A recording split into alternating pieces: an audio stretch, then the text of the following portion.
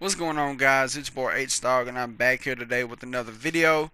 And there's recent rumors going around that Disney could be trying to pull the EA's Star Wars license in terms of them making future Star Wars games. And this is in light of recent events surrounding the Battlefront 2 debacle and how they handled microtransactions and made them the worst type of microtransactions and pay to win mechanics in any game. Um, the reports suggest that, and these are just rumors. This isn't nothing official. Uh, but the reports are suggesting that that there's a possibility that you got Lucasfilm as well as Disney. Either they're gonna try to publish any future Star Wars game, or what they could do is shop for another publisher. I don't think it would to strike another 10-year deal with, but I think it would be something along the lines of, say, 1 year Activision makes a Star Wars game, or another year Ubisoft makes a Star Wars game. Um, which I have a big issue if Activision made one, really because of their microtransaction patent. Um, but I think that would be the best option for them, just to rotate development throughout different publishers. Um, Not unless they want to go exclusive to somebody. Uh, but the biggest news that I've been hearing is that the top two candidates that we know of for them shopping for is Ubisoft and Activision. Now, Ubisoft, I would love it if they made a Star Wars game, and they probably would have a bunch of ideas of how to make a good Star Wars game, like anywhere from a free to play live service game to a single player narrative driven open world RPG. Right, they could probably nail it. Um, and it could be a good chance that they get it if these reports are true. And even with the recent reports of Ubisoft doubling down on live service and microtransactions, they even added microtransactions to Ghost Recon Wildlands.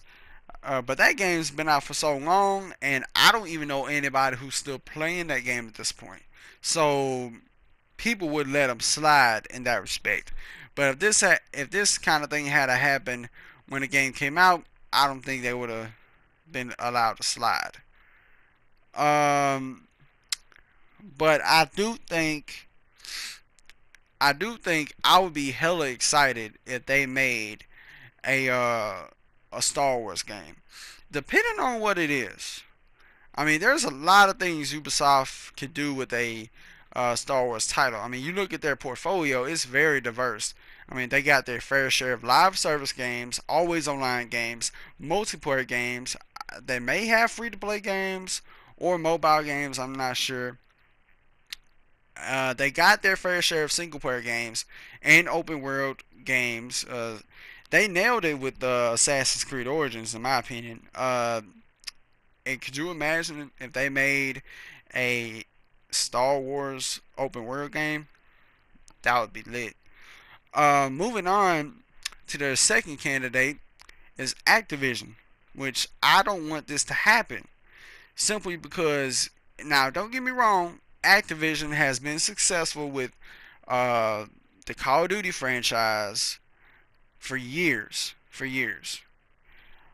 But it depends on who the hell you have make this. Now, at Activision. Now, Activision could have. Now, the only way I would be slightly interested, slightly, if only if, like someone like Treyarch, Infinity Ward, um, Treyarch, and Sledgehammer. Now, if either one of these guys were to make a Star Wars game, I would be intrigued because they've never really done anything else besides Call of Duty for years. Um, I don't want Bungie making it because the way they've been beating Destiny 2 like a dead horse is just sad.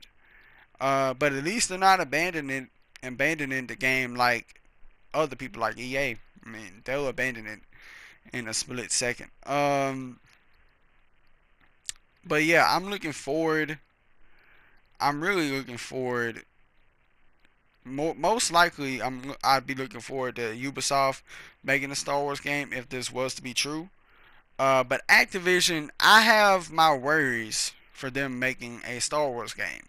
If it was to be a first-person shooter if it was to be a first-person shooter, and I'm knowing it would have microtransactions in it some way, shape, or form, but it would be cosmetic, just skins. Even though some people could argue and say, "Oh, it's harmless." Yeah, no, cosmetics can be just as bad as shitty and shady as gameplay affecting loot boxes. Um, but I look at it, and another thing that kind of could be could draw concern is the fact that they've made a ton of money off microtransactions. I think the number is 4 billion. Yeah, 4 billion in 2017. That's a lot of money made off of microtransactions. Now, I do think another reason why I'll be concerned is mainly because of that fucking patent of that fucking microtransaction patent they got in their game. And that's something that would worry me the most. And that is the reason why I won't be pre-ordering the next Call of Duty game. I'll just wait for reviews to see if it's bad or not. But it's just that multiplayer matchmaking thing is just cringy, and I hope they don't bring back that thing where people could just watch you open a freaking loot box. I don't want to do that shit. That's part of the reason why I didn't get online with Call of Duty World War II. Really the only reason. But with that being said, guys, what do you guys think about all this? Do you agree? Do you disagree? Let me know down in the comments below. Would you like to see Activision make a Star Wars game, or would you rather have Ubisoft? Me personally, I'll take Ubisoft. Um, but yeah, if you enjoyed this video, smash that like button, subscribe if you're new, and tap the notification bell. That way you stay up to date on all my content and never miss a video. And until next time, I'm out.